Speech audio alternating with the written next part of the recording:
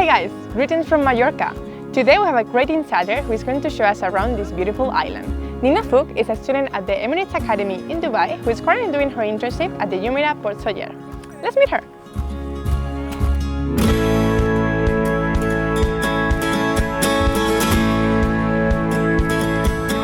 Hi. Nice to meet you. Nice to meet you too. Welcome to Port Sóller. Thank you very much. It's a pleasure to have you and I'm excited to show you around. Please. Okay.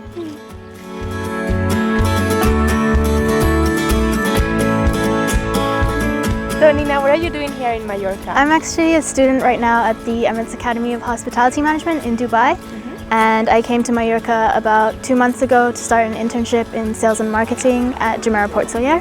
Very nice. And how do you like it? Well, so far I'm enjoying it a lot. It's super nice. And how different is it from Dubai? Well, as you know, Dubai is like a big city, big shiny buildings and everything. And here it's just like a cozy little village. So it's a big change, but it feels homely here. And of course you can come to the beach straight after work, so it's super nice. So Nina, here's where you live? Yep, this is pretty much it. There's 19 trainees at the moment living in one block of shared flats, and it's 2 people to a room.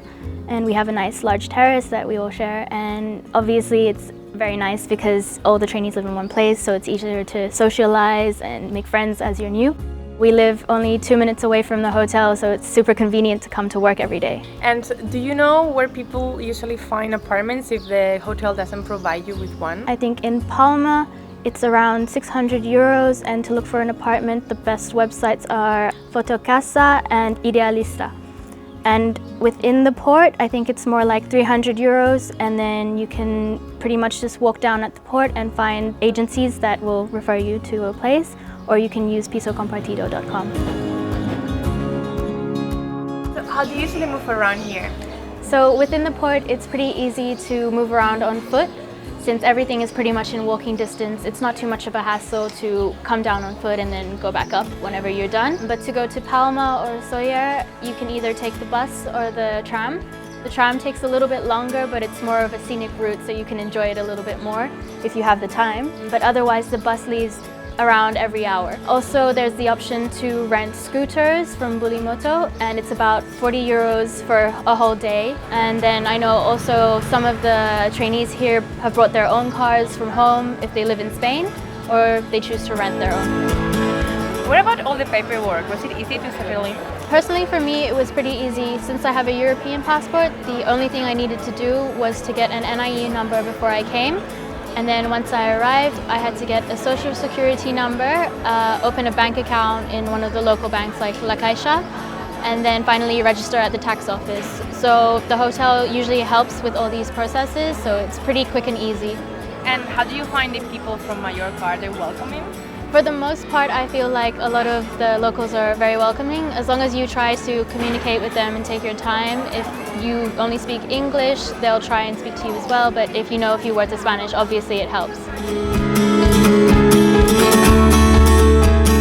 Nina, so which restaurants would you recommend here on the island? So in Port Sóller, we have a few really good restaurants for students. One of them is Don Pedro. They serve really good burgers for a really good price. Another one that is more for like if you want a fancy night out, it's really close to the hotel. It's called Nautilus and it has beautiful views over the sea. In Palma, there's a place called El Bungalow that is really good for paella. Otherwise, there are 2 other places that I would suggest, El Duque y Buscando el Norte.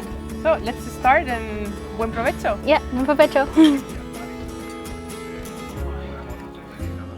So Nina, what do you do on your days off usually? So since Mallorca is such a big island, we never really run out of things to do. If we're staying in the port, usually we'll either explore around Sóller or go to the beach in the port. There we can do things like paddle boarding or just relax all day.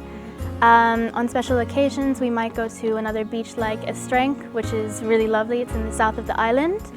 And maybe sometimes as well to visit a nice little village such as Deia. As you can see, it's very beautiful. Or another one like Valdemosa or Fornaluch, for example. Okay.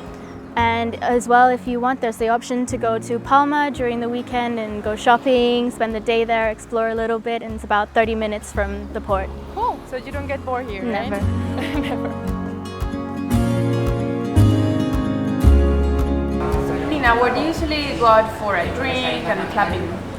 So in Puerto Sóller, we usually go to a place called Minibar. A lot of the trainees like to go there, and a lot of people from the hotel as well. And it's a really nice place in the port facing the sea, and there's two really nice terraces where you can just enjoy a cocktail and watch the sunset.